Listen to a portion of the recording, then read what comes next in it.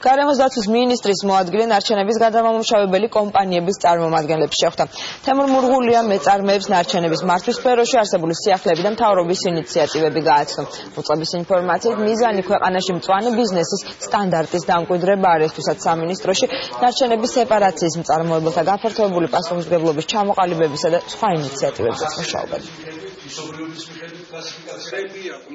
ჩვენ ძალიან აქტიურად გავითვალისწინებთ იმ საკითხებს, რომელიც გამოთქმული იქნა გადავიტანთ ქმედებაში, როცა განმავლობაში ჩვენი ინიციატივები, მათ შორის სეპარირებულ შეგროვებასთან დაკავშირებით, მათ შორის წარმოებლის გაფართოებულ პასუხისმგებლობასთან დაკავშირებით, საბოლოოდ მოიტანს კიდევ უფრო გაფართოებას, რაც აისახება როგორც სავაჭრო ბალანსის გაუმჯობესებაში, ასევე ზოგადად ხელშეუწყობს ეკონომიკის განვითარებას. დღეს ძალიან ბევრი საინტერესო რამე გავიგეთ, თუნდაც ჩემი საქმიანობის შესახებ, რომელიც შეიძლება შემდეგ მეგავატარო ან კონტაქტები გავაჩნო, ან გამოვიყენოთ შემდეგი ჩვენი წესრიგისთვის.